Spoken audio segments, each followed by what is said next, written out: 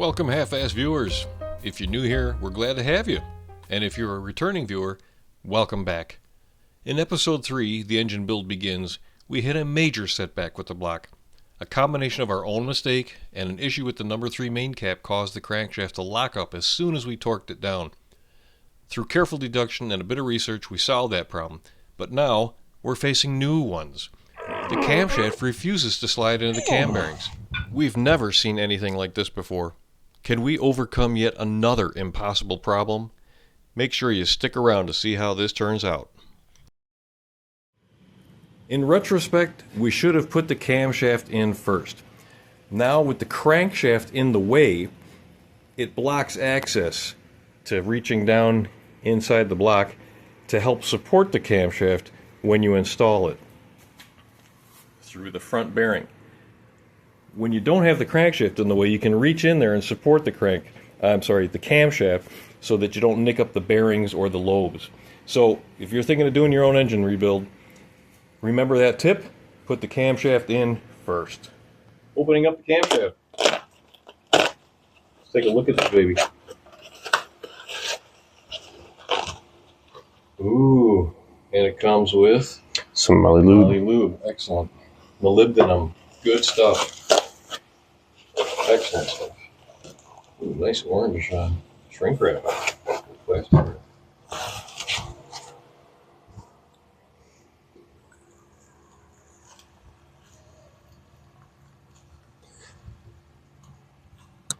Urson Cams, Louisville, Kentucky.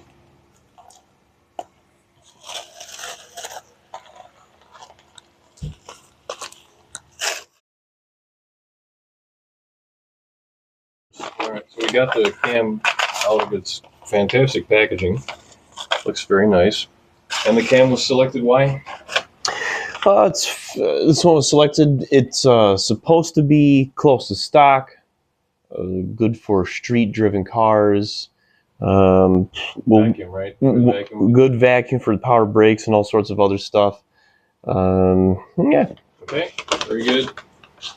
We'll probably have to get this a good once-over, make sure there's no nicks or dings or anything from damage. Looks like it'll have to be degreased a little bit. I'm sure that's preservative oil on there. Nice black oxide. Yeah, there's some fuzz and stuff. We'll clean that off real good. And we'll lube up all these journals here, support journals, and slide it in. Getting ready to put the cam in. Just give one last look in there, make sure we don't see anything in the bore where the cam goes. Can you guys see that? Yeah, that's pretty good. Cam's going to be sliding in there. We just don't want anything in those bores. Should we put any lube in those? Well, the only one we can really reach is the front one. So we'll put the lube on the cam itself.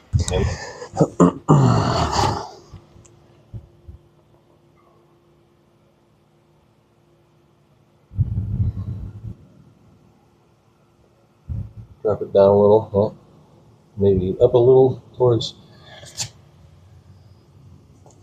do a little gentle twist. Shake it around. Huh. Let's put a little bit.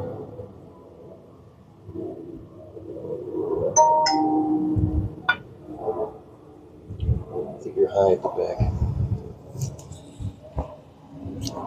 Seems a little tight. No. Something ain't right. Okay, hold on. Pop that out of there. Let's see what's going on. And we'll perhaps measure that. So we measured the cam bearing bores and the OD of the cam bearing diameter and saw a difference of about 2 to 3 thousandths, with the cam bearing bore being smaller. That would explain why we can't get the camshaft in. But why are the cam bearing bores smaller? Did they collapse slightly during installation into the block?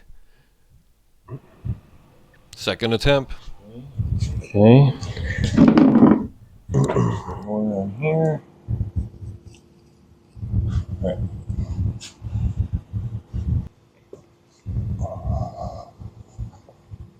move your hand off of here. Hold it under here.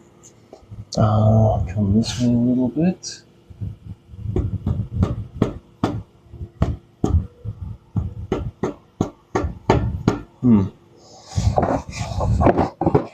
Pull it out a second. See if the damage on this one. Got a little bit of shaving there. Did it go in at all? A little bit? Maybe a little bit. See where the lube. Yeah.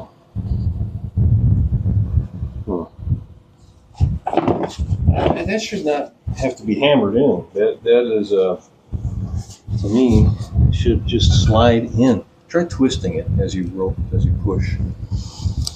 Slowly and gently. So am I level here? It's hard to see.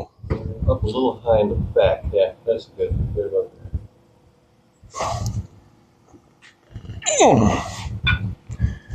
I don't think that's right. Yeah, we're mangling this bearing up pretty good. Something ain't right. Either the bearing is shrunk when they were pushed in, or the camshaft's not to spec, but I really, really doubt that.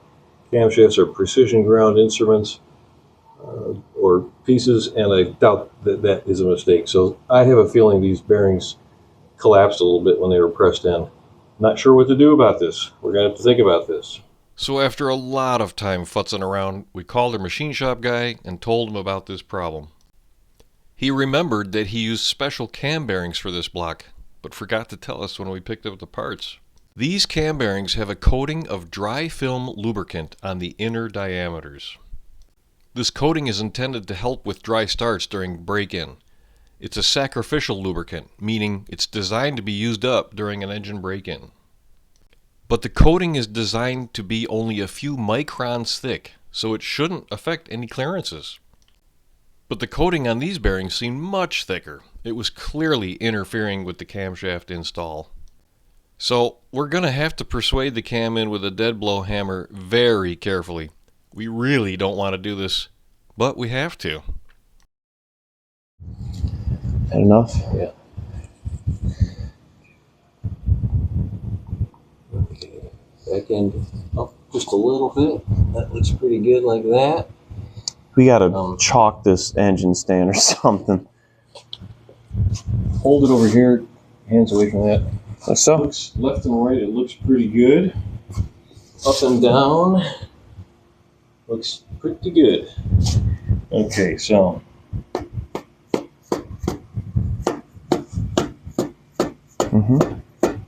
Is it going in? Move it a little bit, yeah. Seems to be cocking to the right a little bit more. Now, that dry film must be pretty thick, because this, I've never seen a cam go in like this before. This is making me really nervous, but it's going.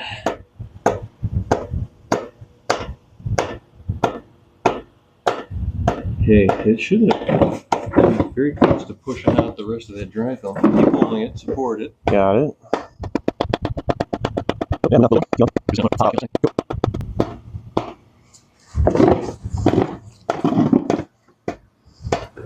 I can see it. Is there crud on the end of the cam? No, it's clean. The journal is clean. Is it pushed out into that dry film though from the bearing? Is it built up on there? Maybe a little bit. Hard to see.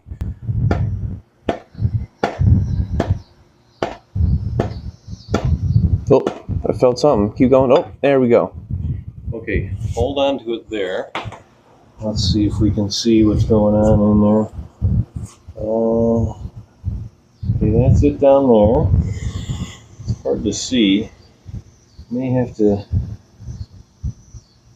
It doesn't look like there's a lot of crud on there, so that's a good thing. We'll wipe that off before you push it in anymore. Yeah.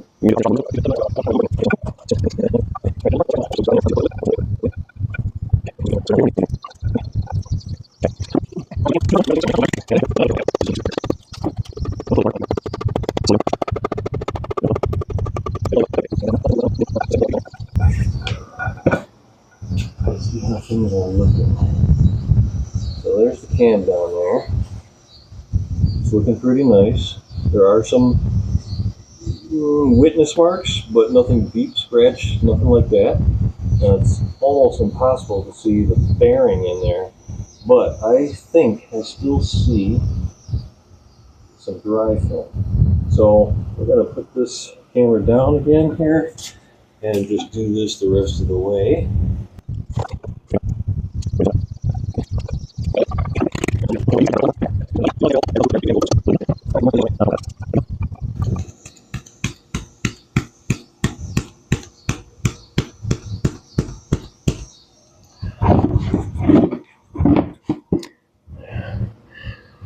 Good? Yeah, okay.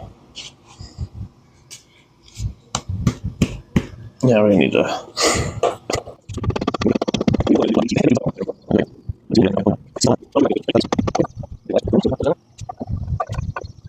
There we go. Got it lined up.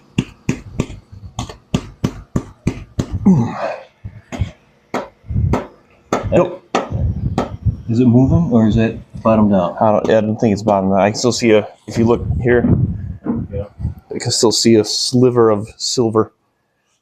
Well, it may not. Oh, yeah, there it goes. Okay, that's seated now. All right, well, give it a twist. See if it spins. Fingers crossed.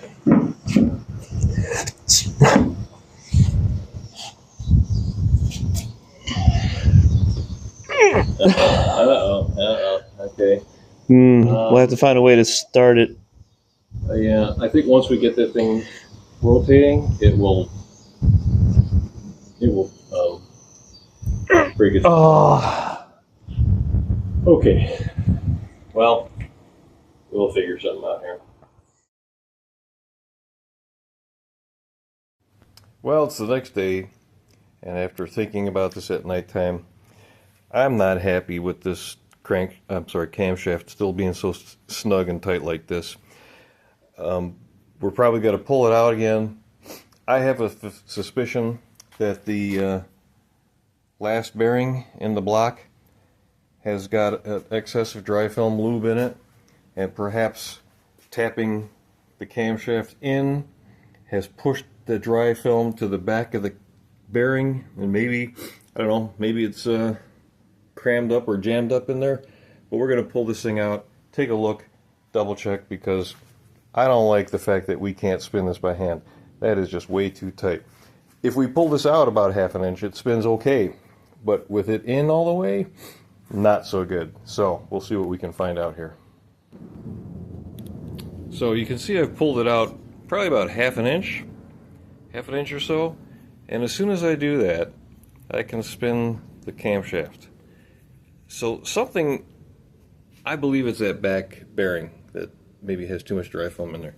So we're going to pull the camshaft out very carefully and very carefully sand the ID of that back bearing with some 600 grit and lubed up with some WD-40. We'll see if we can't open that up a little bit. But first we'll take a look at it, see if that's what's going on. All right, let's try to pull this cam out. Okay. I will support it from here. You go on this side. Mm-hmm. I'll pull it out, but slowly. I don't want to jam my fingers in there. I got to twist it a little bit. Yeah. We don't have to take it all the way out. Okay. We're going to shine a flashlight back in that bore. Okay, pretty difficult to see in there. A lot of dry film. Yeah. Oh yeah, I do see dry film that has been displaced and pushed up against the back a bit here. Yeah, there's a lot of dry film on that bearing still, which is a good sign. There's no scraping of the bearing itself that I can see.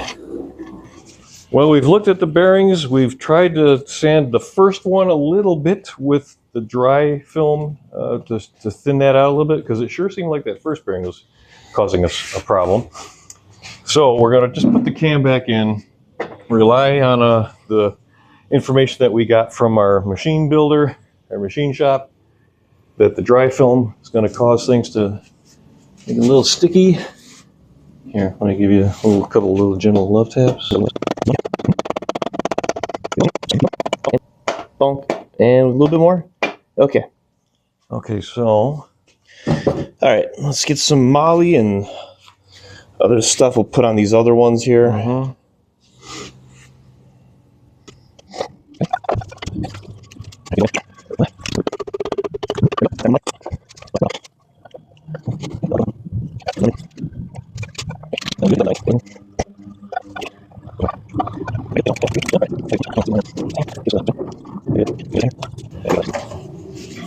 Yeah, that's nice. We're better. It looks lined up to where it needs to be. So go ahead, spin that again. Still snug, right? Still pretty darn tight, but it wasn't doing that before. Okay, I feel better about that. Yeah, I couldn't do this before. We needed the towel. Right. And it does look like the lobes are lined up with the bores of the lifters, so it doesn't need to go back any further. In fact, it looks like it should come forward a little bit, which would make things even better. So spin it and come forward a little. Oop, there you go. Too much.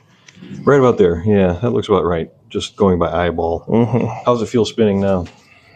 Is it a little better when it's out farther? A little bit. Yeah. Okay, well, that's the way it's going to have to stay. And we'll find out if these things get wiped out or not. I don't think they will. Selling everything. Yeah, if that building happens. Chevys from now on. So here's all of our pistons and rods. Everything's been balanced. Everything's been shot peened, polished. ARP rod bolts for nice high strength. These guys look pretty nice, I have to say.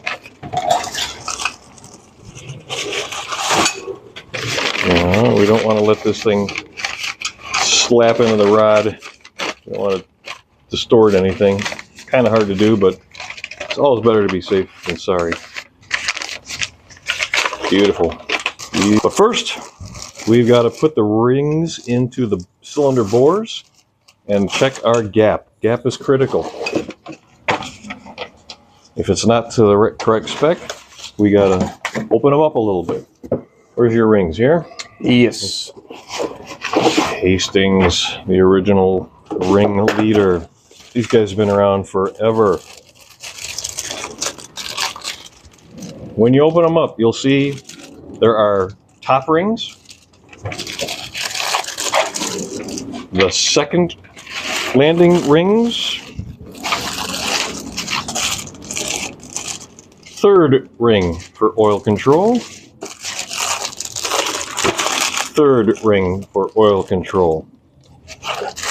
And what do we got here? We have instructions in all sorts of languages.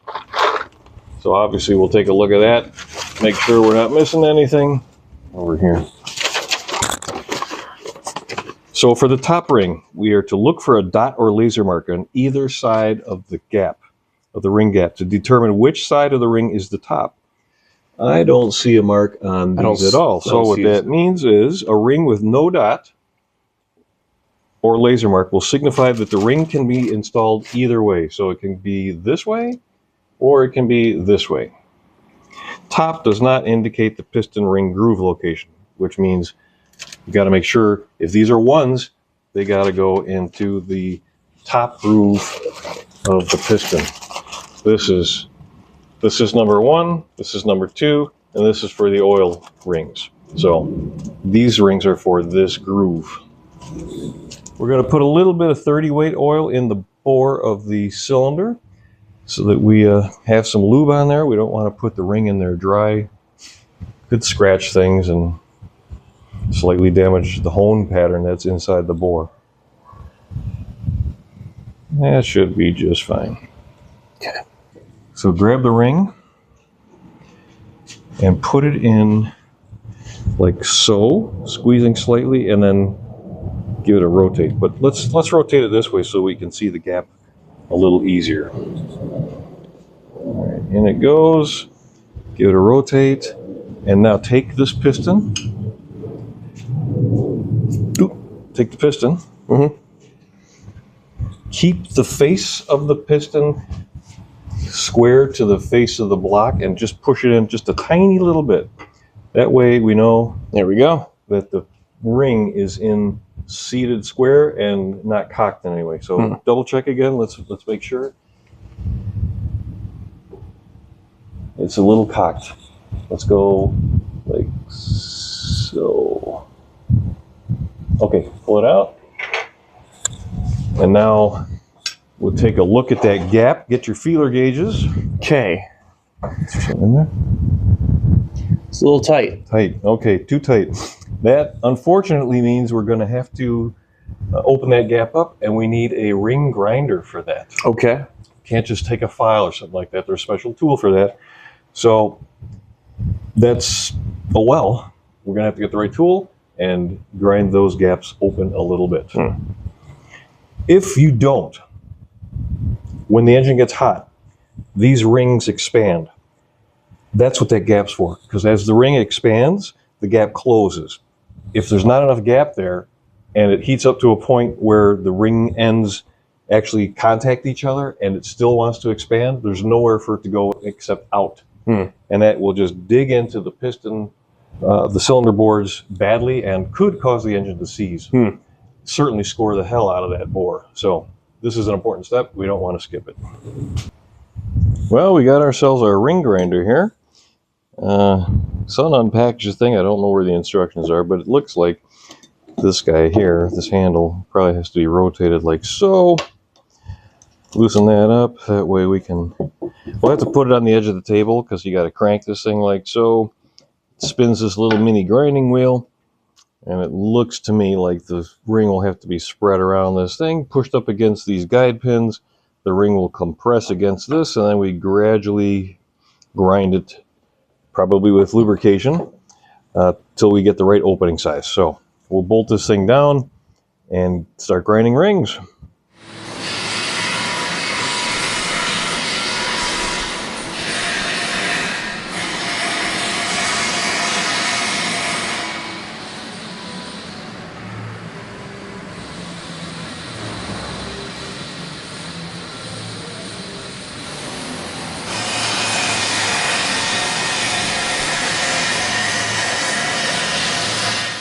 Now that we have our ring grinder, we can start grinding ring gaps. A little difficult to see. I'm trying to get the camera set up so you can see this. So we've pressed or inserted the top ring for this bore. We've used a piston to square it up inside the bore. You want these distances to all be the same. You don't want this thing cocked or angled in the bore. Use the piston to push it in like we showed you earlier.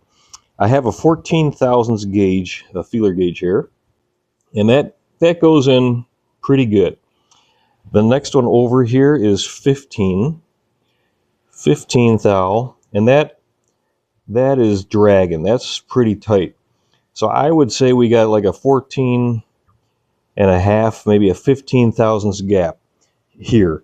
This needs to be 19 thousandths minimum. So we probably want to open this up 5 thou to get us to 20 to be on the safe side once it's reinstalled. So we'll be pulling this out. We'll grind it a little bit to get to a gap of 20 thousandths here. Okay, so we've got our number one ring on top of our grinder. It's bolted down.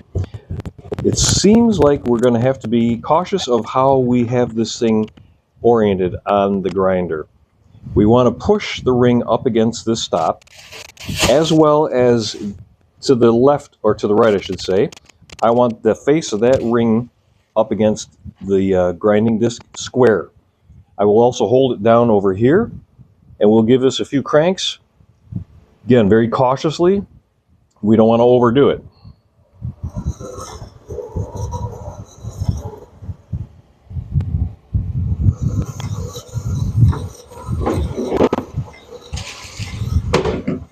Alright, that's all I want to do for now. I want to put that back into the cylinder bore and check the gap again. But first we're going to take some sandpaper and knock down any burrs that this wheel might have thrown up onto the ring. Also, I got to mention, it's important to turn the wheel in the right direction. In the way I have this mounted, I have it mounted in such a way that I can support the ring back here on the tool. I see some people doing it like this. I don't know why you do that, because the ring is going to float around up here. I prefer to have it stable like this. To me, that's the way it's intended to be used. And then turn the wheel away from you, top surface or top quadrant away from you. You want the material being removed that way, because if you turn it the other way, I have a feeling it's going to bounce. The ring is going to bounce a little bit and may cause chatter and all sorts of other things that aren't good. So this way, when you crank it this way, it helps draw the ring against the tool. Okay, a little 600 grit, just going to knock off any possible burrs that this thing might have thrown up. Don't want to scratch our bore, especially along this corner right here. That's where a lot of force is going to be, so we're going to make sure we've knocked anything off of there, as well as the ID a little bit. All right, we'll clean this off and stick it in the bore and see what kind of gap we got. So after grinding, we put the piston ring back into the cylinder bore. We straightened it out and squared it up with our piston. We're checking it with various size feeler gauges to see what the actual measurements are. I actually opened up the ring gap a little bit more off camera a couple times. We're going slowly and surely because you can never add material, right? You can always take it off, but you can't add it. So we're checking it, and as you can see, we got 21 thousandths gap. That's perfect.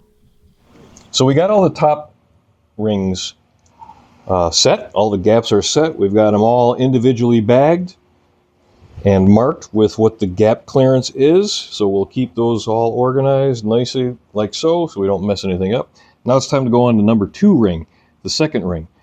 Might be a little tricky. Why don't you hold it under the light here, my boy? There is a dot on that ring. That signifies it must face up. I don't think it really matters so much when you're gapping the rings, but might as well just get in the habit of putting that up. It's very important when you install them. Dot goes up.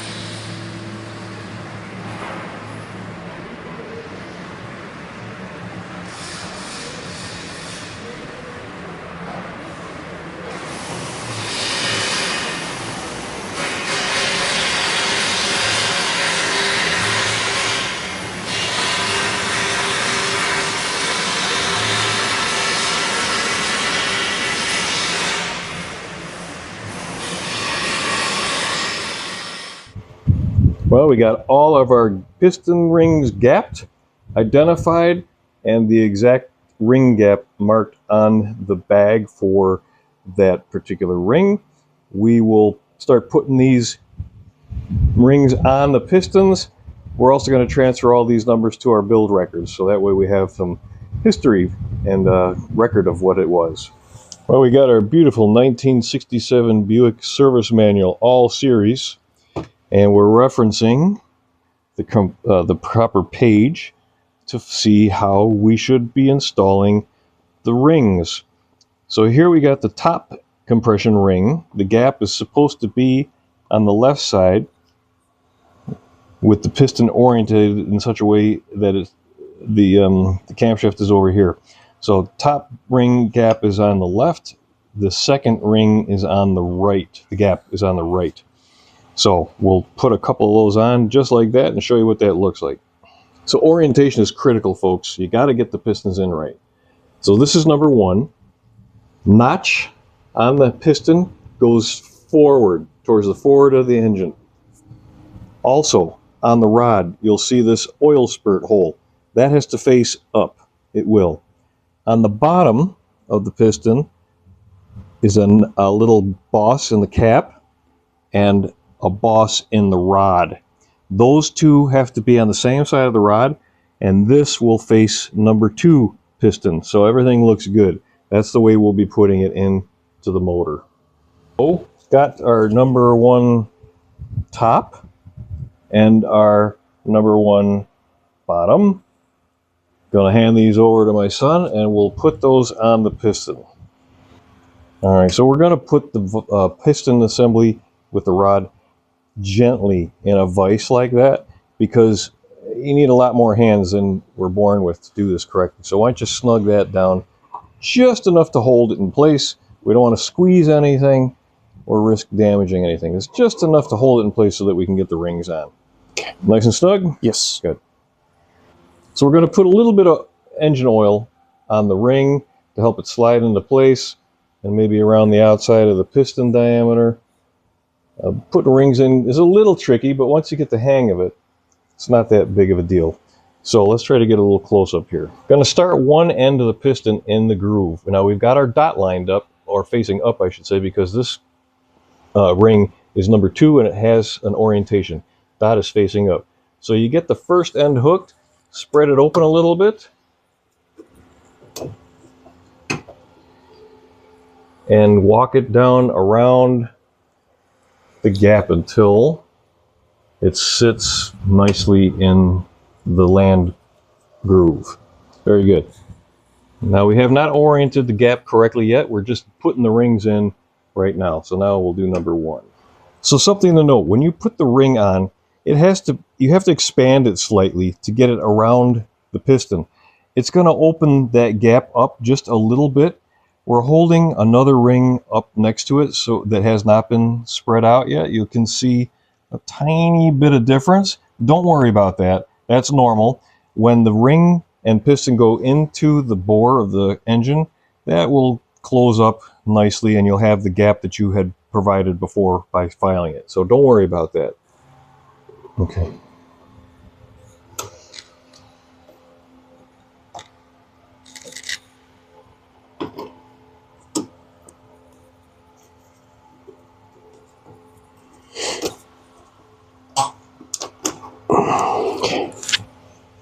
Okay, 1 and 2 are on. Next we'll do the oil ring. So referring back to our beautiful Buick manual, oil ring gap is supposed to be down here. Again, camshaft is what you got to keep in mind. Where's the camshaft relative to the piston assembly? That orientation is what we're looking for. So oil ring gaps or oil ring assemblies look like this. There'll be a thin steel ring on top.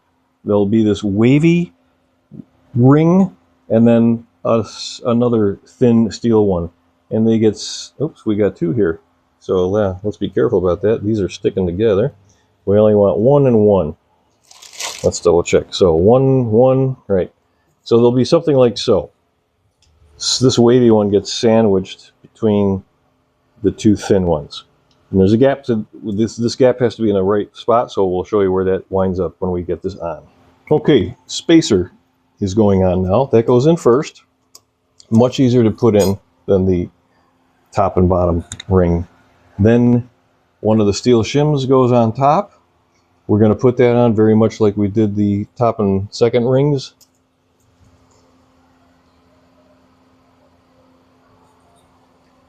And don't worry about where the gap is, because we'll rotate these things to get them into the right spot. Nice. Okay, so that is the top one. Then the second one goes underneath that wavy spacer ring. Maybe gloves aren't the best to wear during this. Oh yeah, look at that. We got a piece of rubber stuck in there. All right, forget that. Might get yourself a little pickup there to open that up a little bit. Oh, brother. Yeah. So we got it jammed in there a little. Let's try to zoom in on that so you can see what happened. There we go.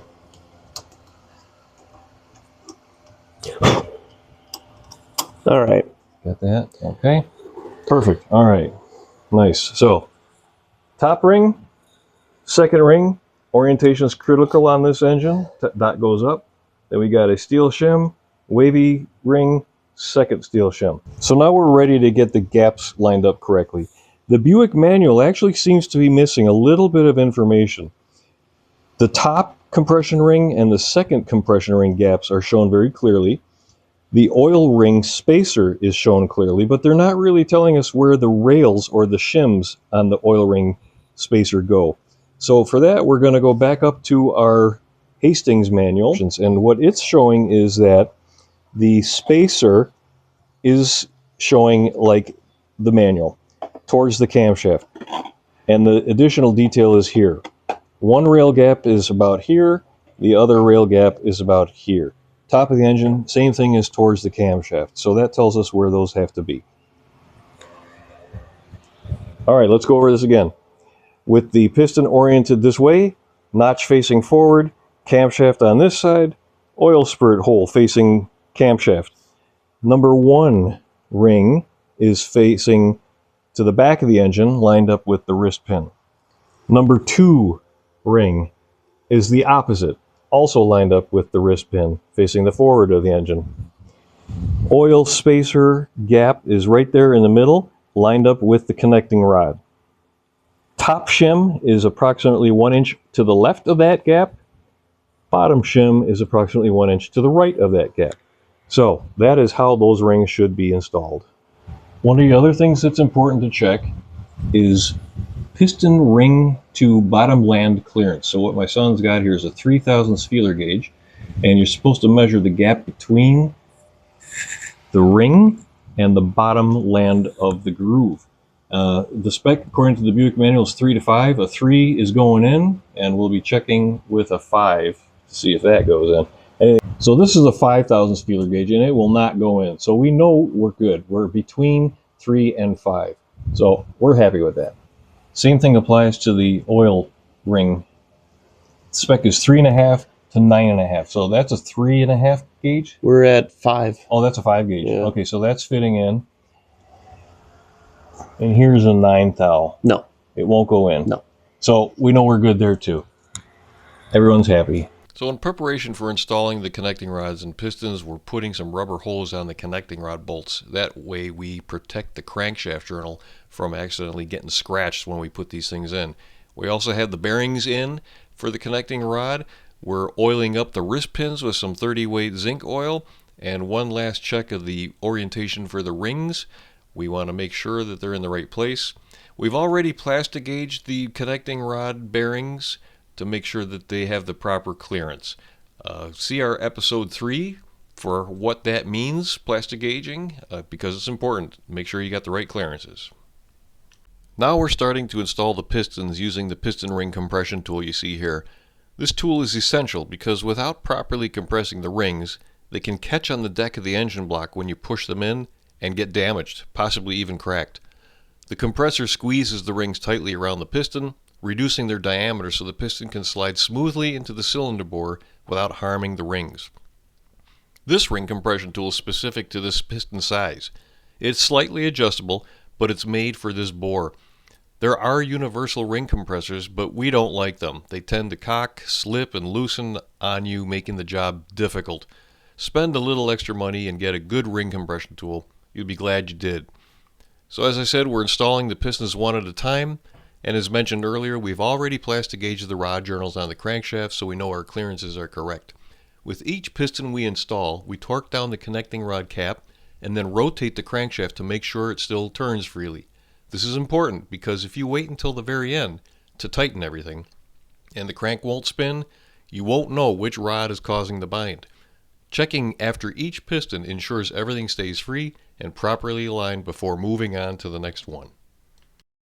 All right, here is the block. We have crankshaft in, torque to spec. All the pistons are now in, rings properly gapped, clearances measured and recorded, and torque to spec as well, spinning freely. And the camshaft is finally in.